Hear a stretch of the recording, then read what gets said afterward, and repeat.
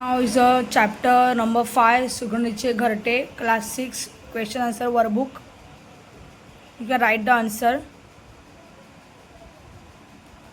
आकृत्या पूर्ण करा. सुगरण पक्ष्यांचे निरीक्षण करणारे विद्यार्थी तर Naina, John, Simran, Atul. Question number 2, सुगरण पक्षी घरटे बांधत होता या परिसरात. तर या शाळेच्या आणि निंबाच्या, कोणत्या झाडावर? निंबाच्या झाडावर.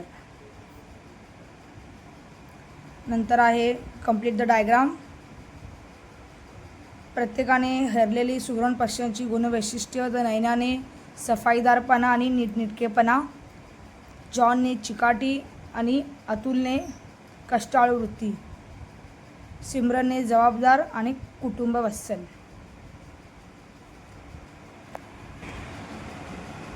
एका शब्द उत्तर.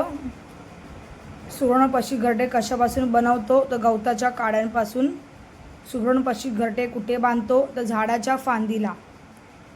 सुगरण पक्ष्याचा महत्त्वाचा गुण कोणता? तर नियोजनबद्धता. प्रश्न नंबर 2, 1-2 वाक्यात उत्तरे लिहा. सुगरण पक्षी सुबक विण कशाने घालतो? तर आन्सर आहे सुगरण पक्षी चोचीने सुबक विण घालतो. सुगरण पक्ष्याचे हे घरटे वादळात शाबूत का राहते? सुगरण पक्ष्याचे घरटे मजबूत असते म्हणून ते वादळामध्ये शाबूत राहते. नैना सुगरण पक्ष्याबद्दल काय म्हणाली? नैना सुगरण पक्ष्याबद्दल असे म्हणाली की चोचीने आकारबद्ध घरटे बांधतो. आपल्याला असे घरटे तयार करता येईल का? अगदी कसबी विणकर पक्षी आहे. नंबर 4, सुगरण पक्षी कुटुंब असेल कसा? ते लिहा.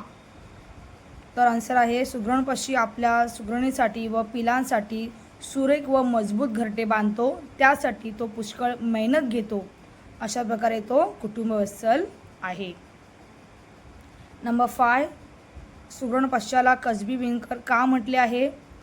तर सुगरण पक्षी गवताच्या चिवट काड्यांनी सुबक व भारी घरटे बांधतो. घरट्याची नक्षीदार विण सुरेख असते म्हणून सुगरण पक्ष्याला कसबी विणकर म्हटले जाते. नंतर आहे पुढे काही शब्द दिलेले आहेत, त्यापैकी सुगरण पक्ष्याला लागू होणारे शब्द लिहा. तर नीटनेटकी, मेहनती, चिकाटी, जबाबदार, कष्टाळू आणि नियोजनबद्ध.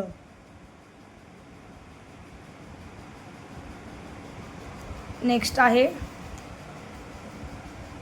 वाक्यप्रचार व त्याचे अर्थ यांच्या जोड्या लावा. शाबूत राहणे, टिकून राहणे, वाखाणणे, स्तुती करणे, सर येणे, बरोबरी करणे. नंतर आहे पुढील शब्दांचा वाक्यात उपयोग करा. सुबक, नीना खूप सुबक चित्र काढतो.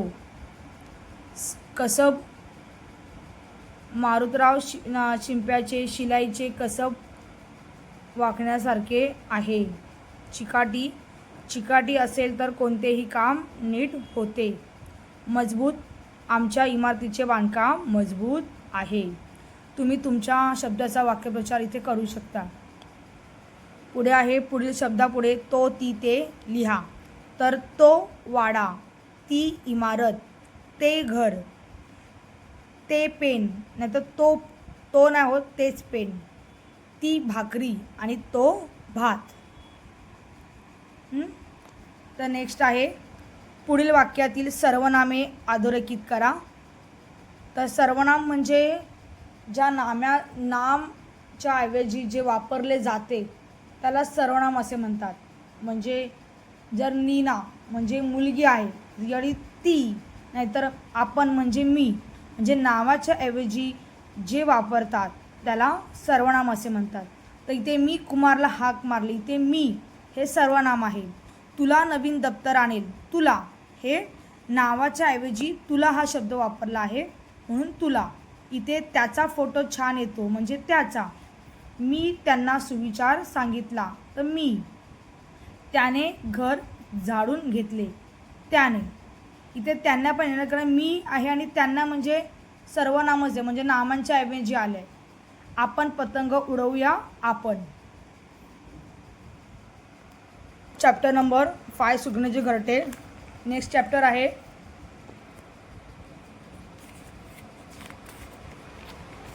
हे खरे व्हावे याचे क्वेश्चन आन्सर्स तुम्हाला नेक्स्ट व्हिडिओमध्ये मिळतील. तर असे आमचे व्हिडिओ पाहण्यासाठी आमच्या चॅनलला सबस्क्राईब करा. तसेच तुम्हाला इथे हिंदीचं वर्कबुक की क्वेश्चन पण मिळून जातील. थँक्यू.